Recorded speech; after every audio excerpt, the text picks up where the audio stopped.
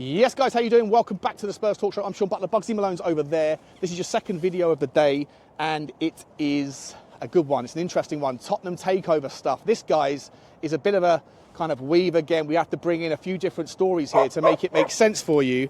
But here's the rub. Back in the summer, I was talking to you about MSP Capital, one of the guys that have been a potential bidder of Tottenham Hotspur, and that it had been uncovered and exposed that they had, I'm pretty sure it was £150 million or £100 million of additional investment that had been placed into a third party that was getting redirected into the Everton project for the new stadium. And with all of the problems that were happening with Moshiri, it suddenly became apparent that there might be the risk of contagion within the private equity market, within the football financing market, and that we didn't really know anymore. The same with the Todd Boehly situation and the overall owners with Clearlake Capital and the PIF fund with Newcastle, and how you're kind of like indirectly but still not entirely separate in terms of ownership and incentives and motivations. And how did everyone feel about that? It was the talking point of the time. Nothing really materialised with regards the contagion that was at risk, because ultimately the economy would have dictated whether or not that was going to happen. If there was going to be increased inflationary worries, additional pressures that would require interest rates to be raised once again, then all of those things would have predicated a higher likelihood of those bad outcomes happening within the football financial market. As it turned out, there wasn't, or there still is, a horrendous amount of money floating around the system, but it has been somewhat dampened by the overarching economic kind of step back, if you like, and so interest rates have been reduced gently so far, probably, hopefully more to come for those of you that are struggling with your mortgage and your bills. But in regards football finance, what that has offered, guys, is a re-emergence, a resurfacing of interest from private equity, from various other sources of funding that may look back into the Premier League as an opportunity to get hold of some of that juicy squeeze that still is in existence. Now, it's up for debate whether or not Tottenham Hotspur is still seen as the opportunity that it once was in regards the specific types of candidates we're looking for. I was going to do a video, I am still going to do a video for what it's worth, of the top 10 candidates, if you like, top 10 funding potential candidates that could take over Tottenham should there be a buyer and the willingness to sell on behalf of Daniel Levy. Unfortunately, one of those candidates that I'd already put on that list and already done my research on, the FRIEDKIN group, well, they, in the last couple of days, have been approved in principle to take over from Everton. And Moshiri, this is why I mentioned MSP Capital, they have taken over. Everton fans should rightly feel relieved that the days of the disaster class that is Moshiri will be gone. That guy is leaving with an £800 million hole in his finances. Everton still to break ground on their new stadium, but that financial injection from MSP Capital will surely now be okay. The FRIEDKIN group take over a big club with a huge healthy support, but the one that is in need and crying out for some stability in its decision making and better decisions regarding its transfer policy, both on the sales and on the purchases.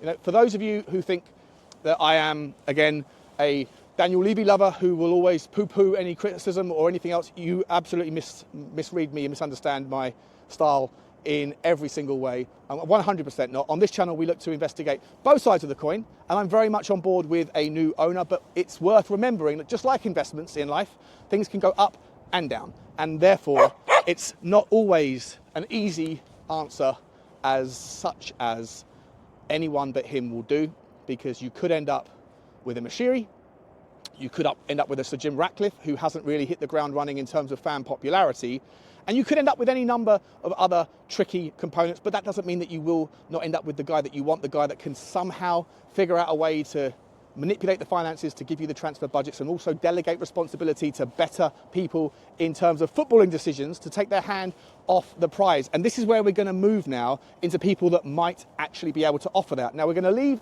FRIEDKIN group because they were a good opportunity, they were a good candidate, and I think Everton, it might take them a long time because of the historical problems that they're going through, but under the FRIEDKIN group, I think that they will be well represented.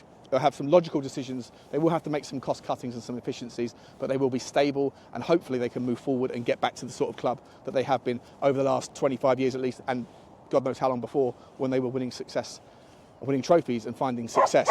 In terms of other opportunities though, guys, the story of today is all about Crystal Palace.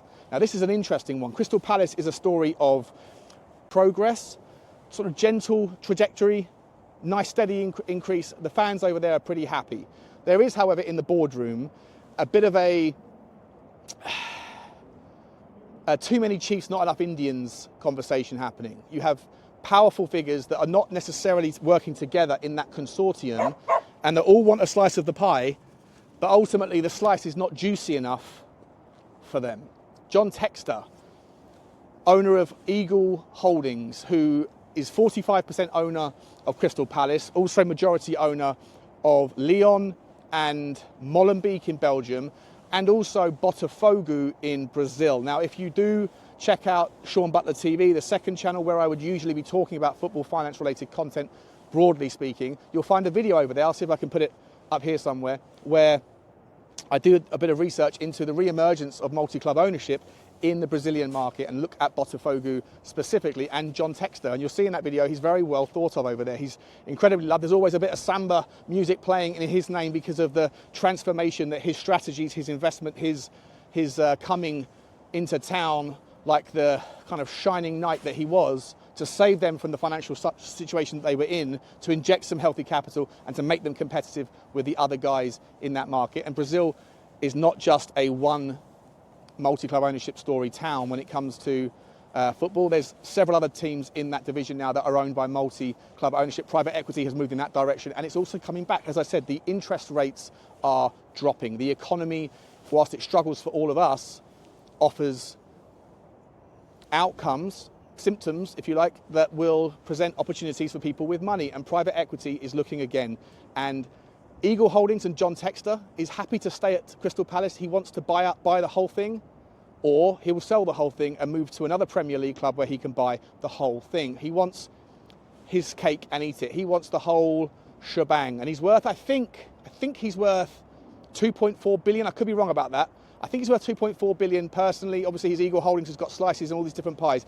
Whilst he's very popular in Botafogo, not so much in Lyon or Molenbeek. I'm not sure which one it was. From memory, one of the European teams that he is in charge of is not doing quite as well, and the fans are not quite as happy with his kind of his behaviour. I think he's been a bit of a playboy or something. I'm not entirely sure of the detail, but whilst he's popular over there, not so much over here. Like everything in life, it's never black or white. It's always a shade of grey. And with him, despite his grey hair, he's also got shades of grey in the way that he is received by the fans of the clubs in which he represents. He would happily stay at Palace, apparently, but he's also willing to leave. As too is the second largest shareholder, a guy called David Blitzer. Now, if you follow finance, you'll know David Blitzer is the CEO of the second biggest private equity firm in the world and has $1.1 trillion under assets under management.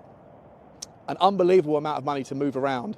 And it's bested only by BlackRock, who has just gazumped everybody, $8.8 trillion. And the guy who runs that company, well, he runs the world. He is basically the devil incarnate with his finger in every potential pie in terms of publicly listed companies. Now, I say publicly listed because this is important, guys.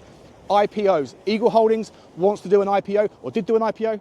The timelines escape me. But either way, John Textor is a massive proponent of the transparency with which comes from shareholdings and publicly listed companies. You'll know that as a Tottenham fan, you'll know that Daniel Levy has to say certain things, but doesn't have to say everything because of the kind of weird scenario where we were a formally listed company on the AIM market, the alternative investment market on the London Stock Exchange. We are no longer there, but there are still, whatever it is, 30,000 small shareholders, and so he is obliged to deliver any news with regards any conversations in things like takeovers or anything that's financially sensitive, things that will move the needle, but doesn't have to give quite the same level of detail and quite the same frequency as those that are IPO'd. Now, whilst Textor is a proponent of transparency that comes with that sort of thing, he thinks that the fans should be respected and should be aware of what exactly is going on with their football club in terms of the finances, in terms of the opportunity, the risks, the threats, the strengths, all that stuff, the SWOT analysis, all of that stuff he is a proponent of, and that will be music to your ears, no doubt. However,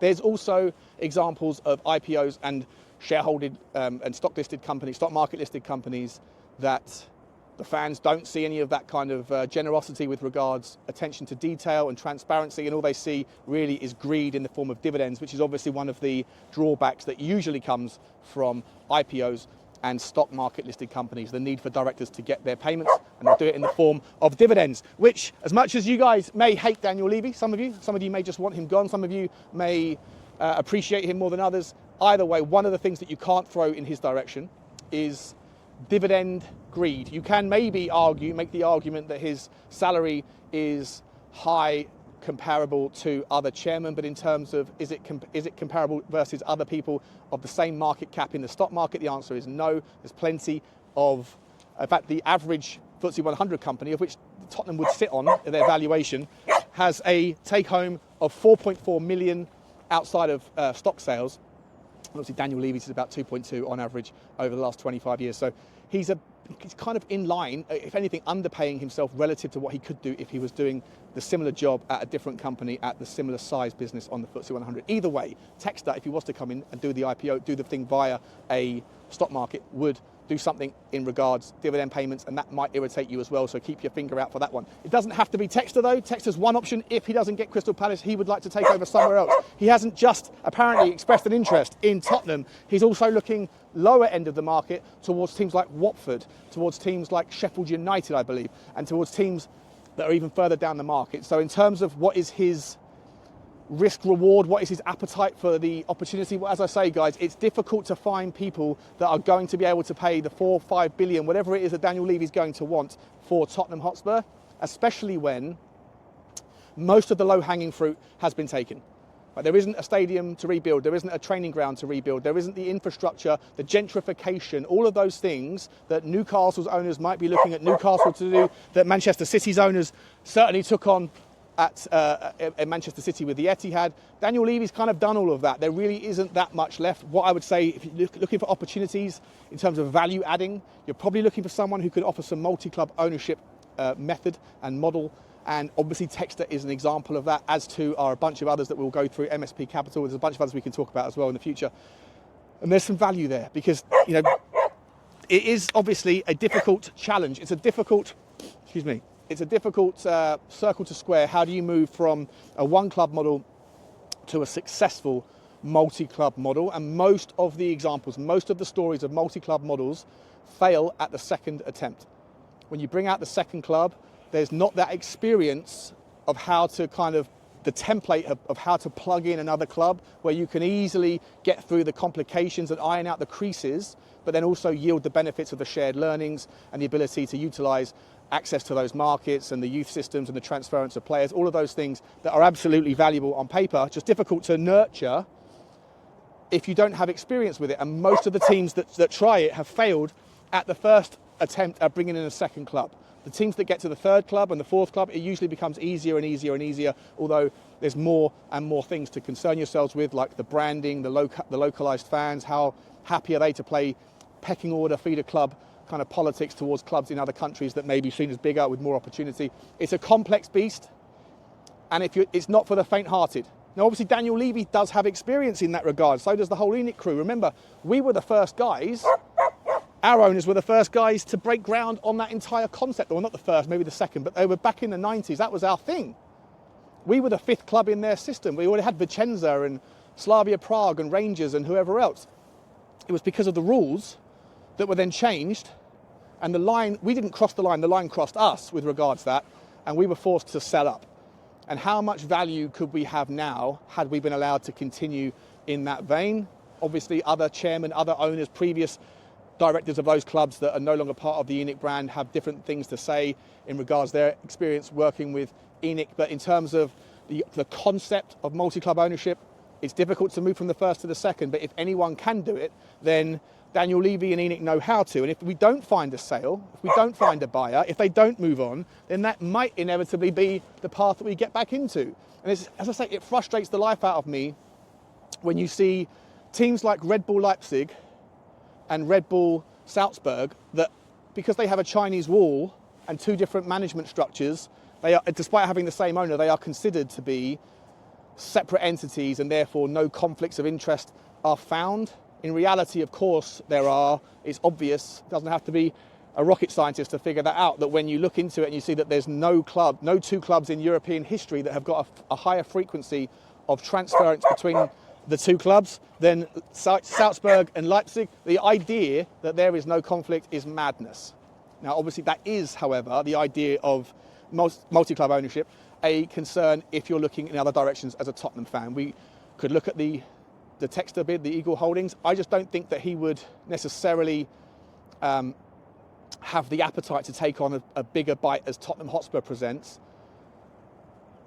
when there really isn't that low-hanging fruit to go after. You have to find the kind of percentage points and dial that needle slowly. And listen, TEXTOR might be the guy for you. I don't necessarily think it's a horrible fit, but it would require more detail on where the funding's coming from, what that looks like, what the state of debt would be. And bear in mind that the debt we already have is close to £700 million, but it's at the lowest interest rates that were ever formed by any football club in the Premier League with regards venture debt for stadium purchases. Then if that was to get written off or added to by a future purchaser, hi guys, then those debts wouldn't be at the same levels. Those debts would be at far higher levels, despite the interest rates coming down and the timing being opportunistic for private equity companies. It's not the same thing when you compare Tottenham's current debt at those current ratios versus what you would get in a new takeover deal. So keep a lookout for that. What I would say, guys, is we don't have to necessarily look towards private equity for the options. I will fulfill that video of the top 10 options for us. The FRIEDKIN group can get chalked off, but there's other places to look. And for what it's worth, in terms of the kind of Saudi idea, the oil fund, the wealth fund, well, there's one wealth fund that hasn't been tapped yet. Well, there's actually several, but the biggest sovereign wealth fund that's out there is the Norwegian one. It's oil-based, out there on the North Sea, I believe, and it's worth 5 times more, I think, from memory, than any other wealth fund.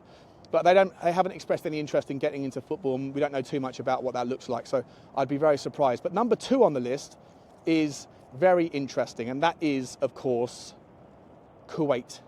Now, I'm not sure if it's the Crown Prince or the King, whoever it is, the royal family that's in the Kuwaiti household, they have a massive, massive interest in football and have already sort of sparked rumours of looking into the Premier League, alongside moving into other directions in Europe as well, France and Spain and Italy. And so there is some options there. There is an angle there that maybe, just maybe, that could be the pathway in which a new way of looking at the opportunity could emerge. Right? So when it comes to this idea that new wealth can come in and we can suddenly spend £1 billion a year like Todd Boehly did, well, that takes a very specific, nuanced environment for it to materialise, and that doesn't really, it's not going to happen with regards to Tottenham. It was because of the Abramovich situation and the $1.5 billion of debt that was written off for the Ukraine war.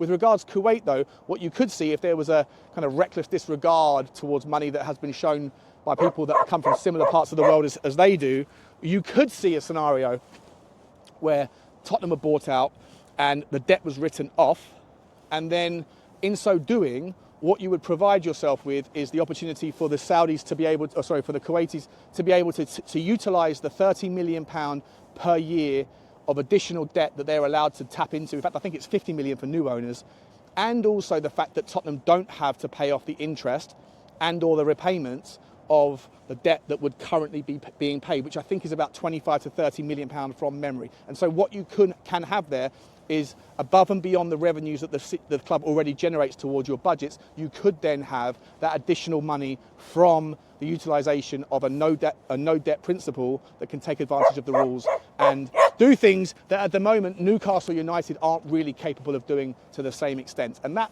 might add, give or take, £60 million a season, I would imagine, to the transfer budgets, at least in the first 3 seasons, expecting all of the other things to remain constant, which is always a variable you can't predict. But that's the kind of maximum value that you can get from what we have, in addition to what we already provide, unless you wanted to go down the path of front loading the risk and smashing the granny out of the transfer market in the early days, because you've got that 3-year wiggle room to be able to make the numbers correct on the other side, and you make the presumption that you're going to be able to sell some of the players that you've bought in the youth system that are coming through, or do similar things to what Chelsea have done, which is obviously go after all of the youth talent that don't sit on the books in terms of amortised spend, but if you sell them, they can come back on to the books in terms of additional transfer spend there in the short term. That doesn't change the fact that within 3 years you have to make the numbers work, but in the short term, it can provide you guys with the budgets that you hope would come from an owner that backs a manager. Getting back to the last part of the story, which was the Crystal Palace thing, I forgot to say about the Blitzer thing. So this guy owns, well, he's the CEO of Blackstone. 1.1 trillion. If you look into what he's used to, what he's familiar with, a lot of their investments are generally around property and kind of, you know, debt restructuring and financial markets, that sort of thing, which isn't necessarily a bad thing, but it also shows you some level of the amount of money that generally comes from certain areas. And given the fact that so few people or groups would be able to afford Tottenham anyway and look at them as a serious purchasing opportunity, then you have to shake hands with the fact that you might be parting ways with one property guy for another guy who might be working with bigger sums, but ultimately is the CEO of investments into companies that also has a strong hand on properties.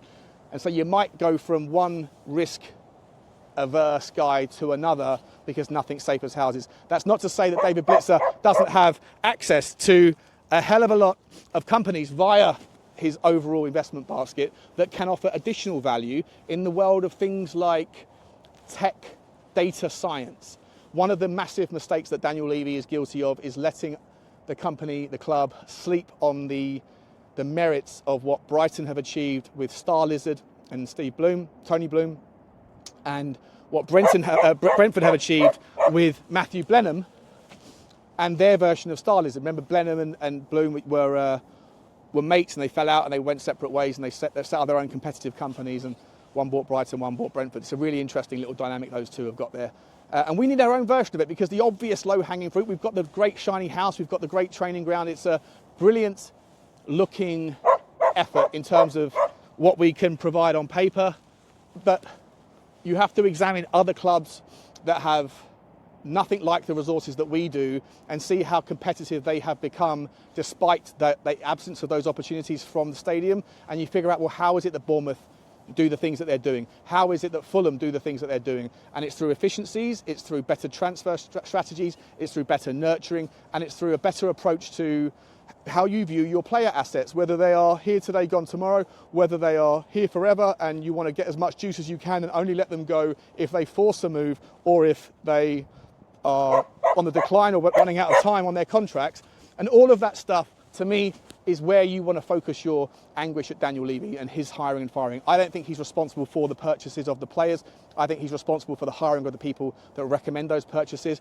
And despite all of those guys coming in with good resumes, let's be honest, the processes of what haven't been good enough. The ability to move players on hasn't been good enough. The ability to waste money on our most expensive signings. Bugsy, shut up, mate! Our most expensive signings being, generally speaking, our most disappointing ones.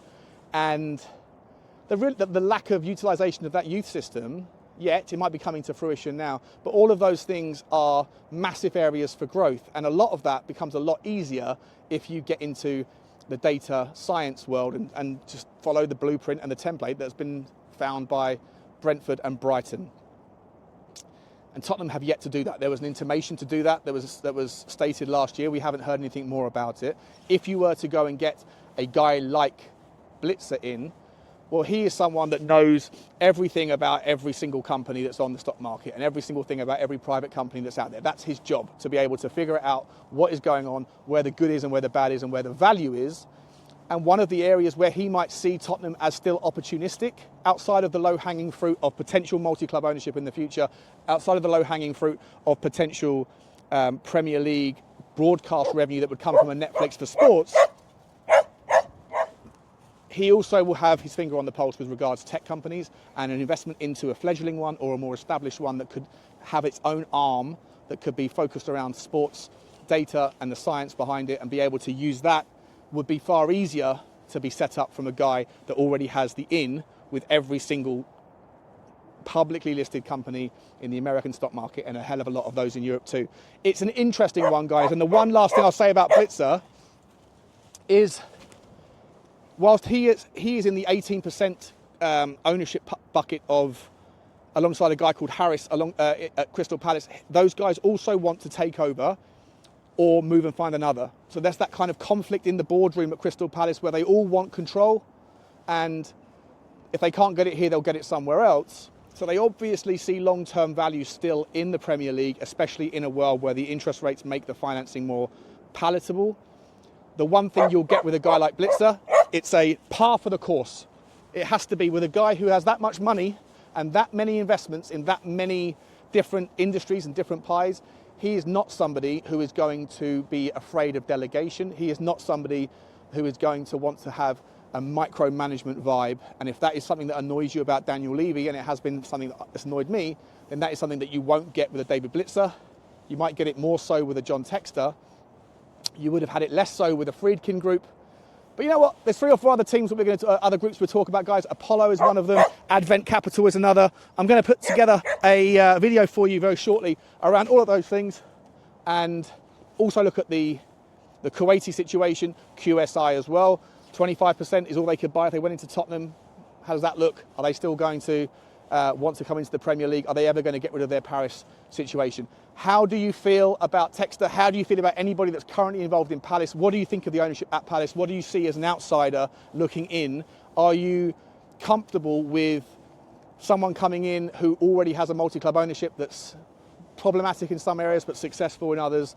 Are you okay with a guy who wouldn't really be the guy who's involved but would delegate and invest and have people do the job for him because he's got so many things going on in his life? But $1.1 trillion under asset management, you don't get to that position unless you're a smart guy. And if you are a smart guy and you still see value in Tottenham Hotspur, there must be a reason. We will investigate it here, guys. Get over to Sean Butler TV as well if you want to check out that video about Botafogo. I'll put the link there again. Otherwise, let me know your thoughts. Like, subscribe and comment. And as always, bye-bye.